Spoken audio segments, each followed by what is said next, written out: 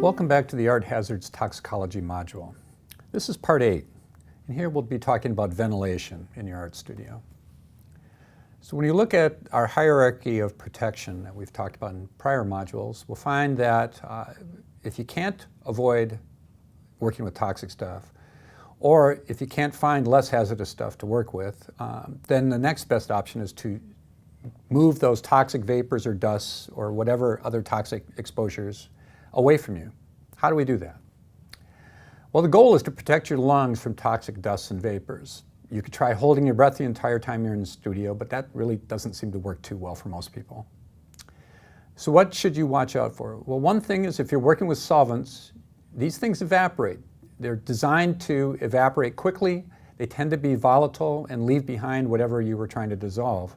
The more volatile they are, the faster they're going to get into your airspace.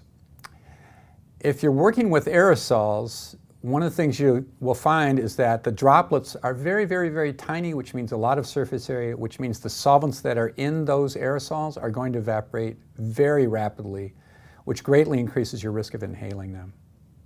And then there's also fine dust. Why should you worry about fine dust? Why do people snort cocaine? Because if they want to get the chemical out of the white powder into their bloodstream quickly, inhaling it seems to work very well. Well, the same is true for any other toxic product that you've got that's in a dust form. It's easily inhaled, and dust, once they're suspended in the air, tend to stay suspended for a long time. And if they get on the floor and you walk through, will easily resuspend into your breathing zone. So you want to be very careful with fine powders like these encaustic pigments. They're very easy to inhale and they're tough to avoid. What kind of ventilation can you use? Well, there's dilution ventilation. That's really not designed for toxins. For most artists, the idea of dilution ventilation is to open a window. The air in your studio is not really smart enough to know that it's supposed to run outside when it's toxic, so this is only modestly effective. Far better is to get a fan in that window, and that starts functioning as what we call local exhaust ventilation. What you want in the local exhaust airflow is you want clean air coming towards your back, and then whatever process you're using that generates toxic dusts or vapors, and something that's pulling that clean air past your back, past you, past the toxic stuff, and sucking that toxic pollution away from you and directly outside. I've seen artist studios with very inexpensive local exhaust setups.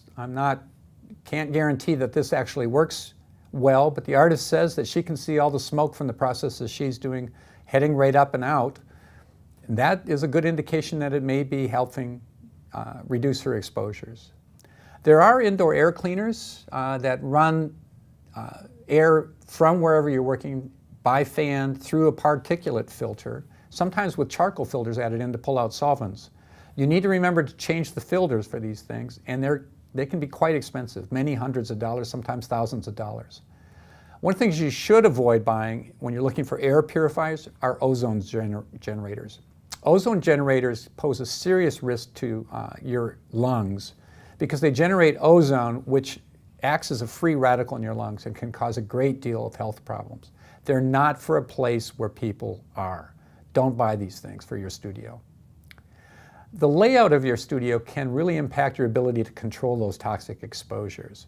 If you're in one like this one with no windows to open or source of ventilation, then any exposures you're getting from solvent vapors, you're going to be inhaling.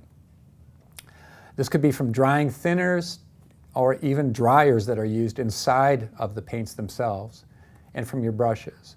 So in this case, how could this artist improve her air quality?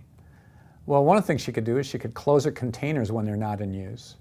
And another thing she could do is get a fan set up in that window with some type of a hood over top of the area where she's working that still allows her to use her paints, but it also will pull any of those vapors that are evaporating directly outside and get them out of there. It's very hard to do. There's a lot of challenges. Sometimes the location by the window is not the best place to work. Maybe you're working on multiple projects. Maybe if you're pulling fresh air into your studio, it's not heated and you're working in Minnesota, you could be freezing from it. And you may find that safer alternatives don't work for you, in which case personal protective equipment may be your only hope. But basically, you do what you can with what you have as far as your studio space. For more information about art chemical hazards, search either Google or YouTube for King County art hazards. If you have questions, send an email to me, Dave Waddell, at haz.waste@kingcounty.gov.